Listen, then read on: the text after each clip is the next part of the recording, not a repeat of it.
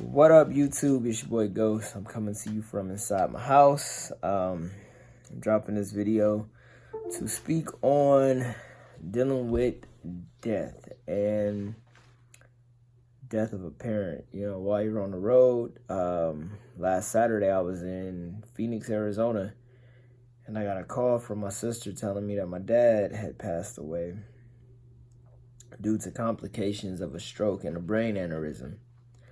And it was like, at first I was a little confused, a little lost, because it was like, you know, growing up, you think that, you know, your parents and people were going to live forever.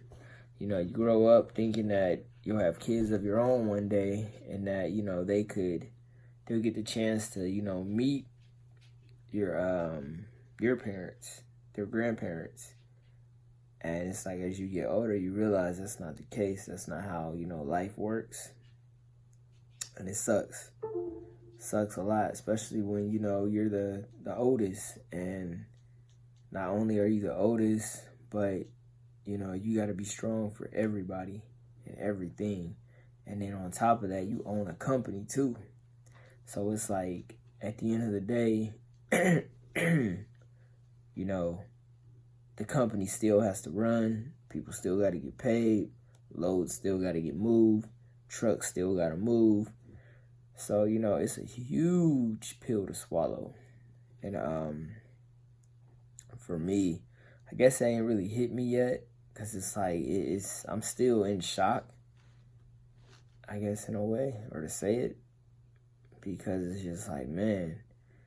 But, like, the backstory to it is my dad had a stroke and a brain aneurysm back in 2012. And he basically was, like, bedridden ever since. So 6.5 years just, you know, sitting in the bed chilling. Because he couldn't talk, couldn't walk, couldn't do any of that. They had G-tube stuck in him to feed him. Like, it was horrible. And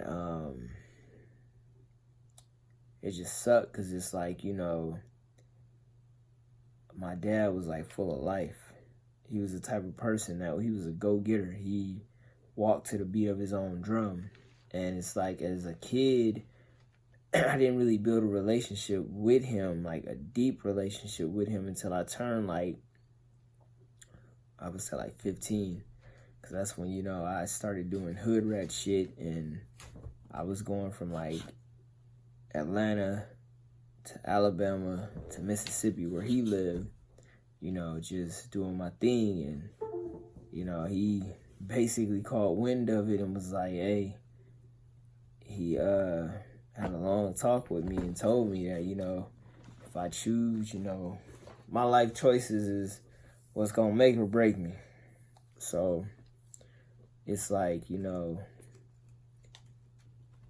I never really understood anything until, you know, I got older.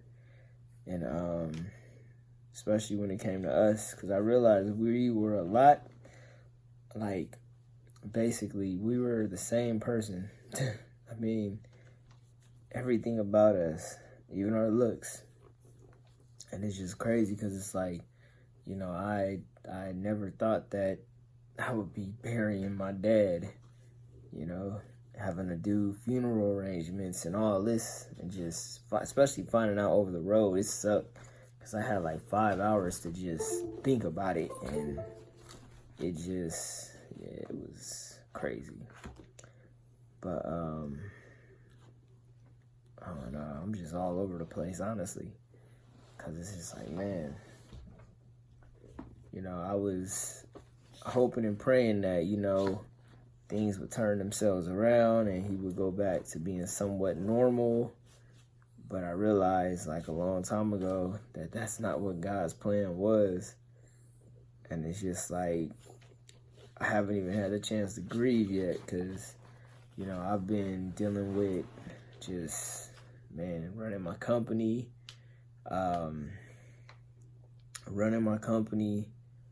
and then having to be like the the go-to person when it comes to all these funeral arrangements, paying for stuff. And it's just like, it's deep. It's real deep. Because like I tell everybody, people think like, and then it's like family, you know, they just act crazy and have their own perceptions of, you know, who does what and what does what. So I'm learning a lot when it comes to dealing with the death of a parent and having to, you know, do the whole funeral arrangements and paying for stuff. You just realize a lot of truth in a lot of things. And, man, I don't wish this on my worst enemy. Because it's like, you know, I dealt with the death of my uncle back in 2015. That was hard because it was like my uncle was like my dad too. He was like my go-to person when it came to, you know, my whole marriage and divorce. And it was like losing him and now losing my dad too. Like I remember I have a picture of both of them. It's like in the clip arts where they're shaking hands. And it's just like, man, it's just crazy that both of them were gone because, you know, as a kid, you never thought that would happen. But I guess as you get older, you just realize a lot, and it sucks. It really does. So it's like, I thank Boss Lady every day for, you know, stepping up and, you know, being there for me. And it's just a crazy situation. But yeah, there's one thing I can say is I've been through a lot when it comes to this, being in this trucking industry. Since 2012, I done gone through a whole lot. I done been through divorces, deaths, just, man, being broke, being rich, poor, damn near living in my truck, having nothing to having a big-ass house. Like, man, my life's been nuts. But, I mean, it is what it is. And it's like with my pops, like I told him, before he leaves this earth, I'm going to hit $1 million. And I'm just happy that, you know, I was able to do that as of last year. So, you know, it was a huge accomplishment for me. And, like, I could tell, I knew he was proud, like, when we had talked, when my sister had put him on FaceTime. And she had told him, she was just like, hey, we did it. You know, he made it happen. He hit that $1 million mark. And you could tell, like, biggest smile that went on his face. And it's just crazy because it's just like, man, I got a lot going on. But yeah, I'm going to just conclude the video because I don't want to ramble and just go on a tangent and just talk because, man, just dealing with death sucks.